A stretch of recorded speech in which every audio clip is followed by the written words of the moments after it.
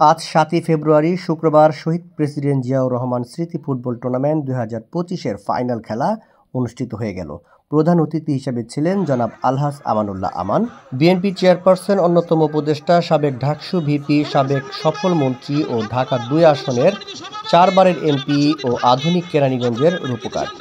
বিশেষ অতিথি হিসেবে ছিলেন ব্যারিস্টার ইরফান ইবনে আমান অমি, সাংগঠনিক সম্পাদক, ঢাকা জেলা বিএনপি।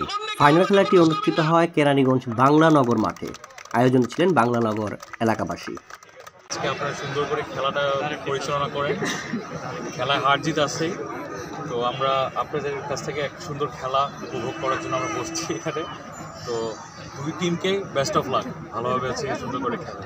কোন সাইড ঢাকা দুই আসনের জনতার বিগত ইউনিয়ন স্বেচ্ছাসেবক দলের একটি টিম, আমরা তারানগর ইউনিয়ন স্বেচ্ছাসেবক দল।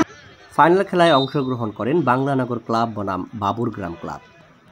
খেলার শুরুতেই আক্রমণ পাল্টা আক্রমণের মধ্য দিয়ে দর্শকদের আনন্দ দিতে থাকে দুটি দল। খেলার একেবারে শেষ প্রান্তে বাবুরগ্রাম ক্লাবের হিমেল একমাত্র গোলটি করে জয়লাভ এনে দেন। ম্যান অব দ্য ম্যাচ হিমেল।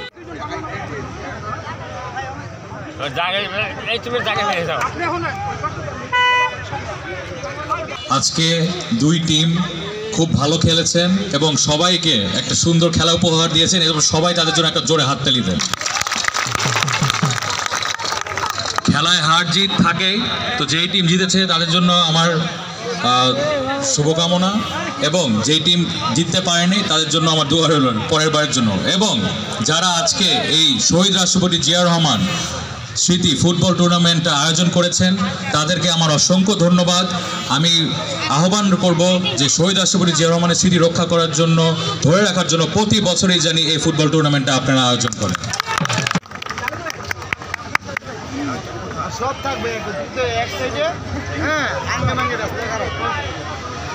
এখন রেফারিদের মেডেল করিয়ে দিচ্ছেন আজকের অনুষ্ঠানের বিশেষ অতিথি জননেতা ব্যারিস্টার ইরফান ইবনে আমান অমি।